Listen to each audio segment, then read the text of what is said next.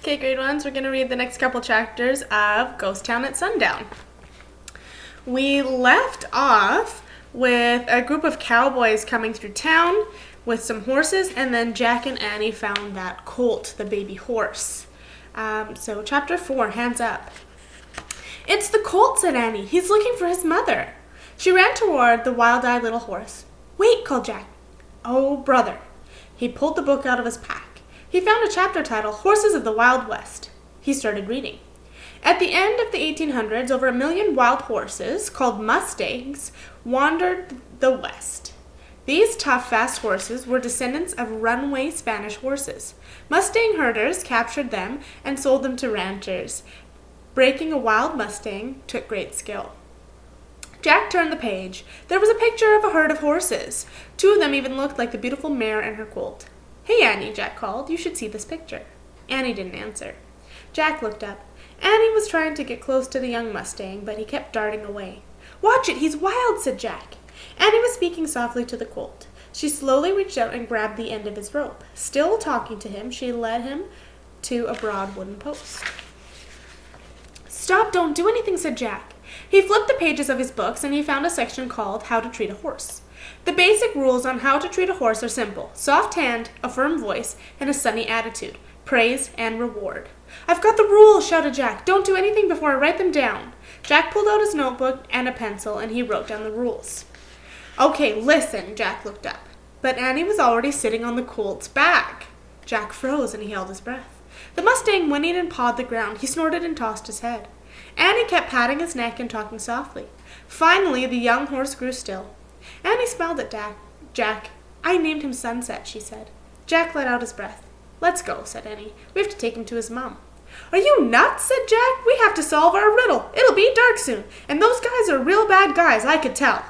"We don't have any choice," said Annie. "Oh, brother." Jack knew she wouldn't change her mind. "Let's see what the book says." He read more about mustangs. Wild mustangs live together in families. The bond between mare and her young is very strong.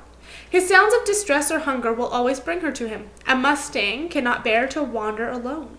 Jack groaned. He looked at Sunset. The young mustang did have a sad look in his eyes. "Okay, we'll make a plan," he said, "but first I have to get out of these boots." Jack grabbed one of his boots and pulled. "Hurry," said Annie. "I can't even think in these things," said Jack. He huffed and puffed and pulled. Then a deep voice stopped him cold. "Hands up or I'll shoot." Jack let go of his boot. He raised his hands in the air, and so did Annie. A cowboy rode out of an alley. His face was bony and tanned. He was riding a gray horse and pointing a 6-shooter. "I reckon you're the smallest horse thieves I've ever come across," he said. Chapter 5, Slim.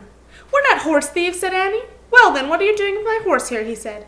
"Some bad guys came through town with his mother," said Annie. "They left him behind because he was too slow." "Yep, must be the rustlers that stole my last 5 mustangs," the cowboy said. "Who are you?" said Jack. "I'm a mustang herder," the cowboy said. They rode through town.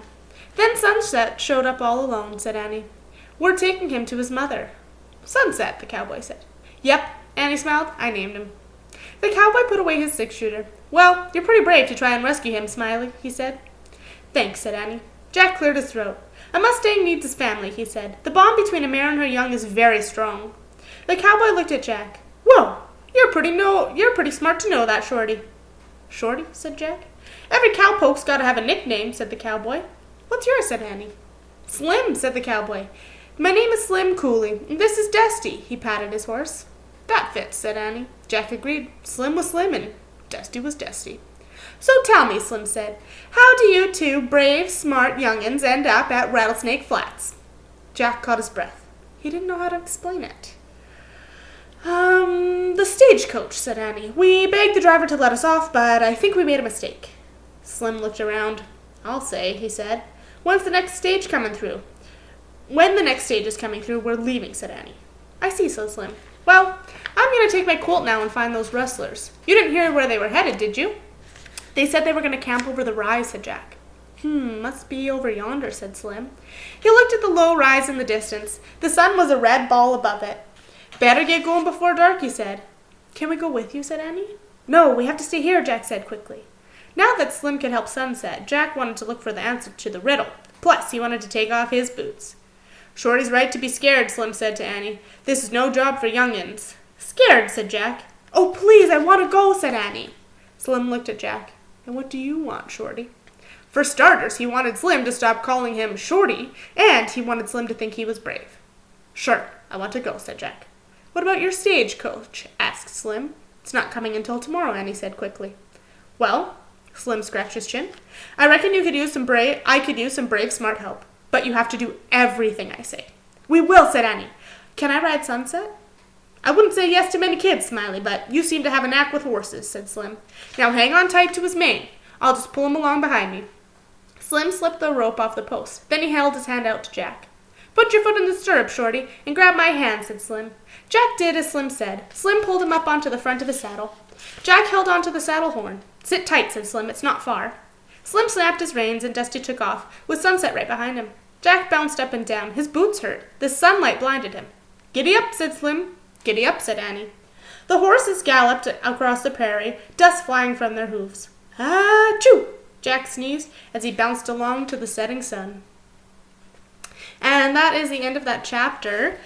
Your job today is to either write about who is in my story, what are they doing, or send a video. Who is in my story? What are they doing? Okay, so that's writing or video to me about who is in the story. What are they doing? Okay, I hope you're enjoying it so far. We are about halfway. I hope we find out the answer to the riddle soon.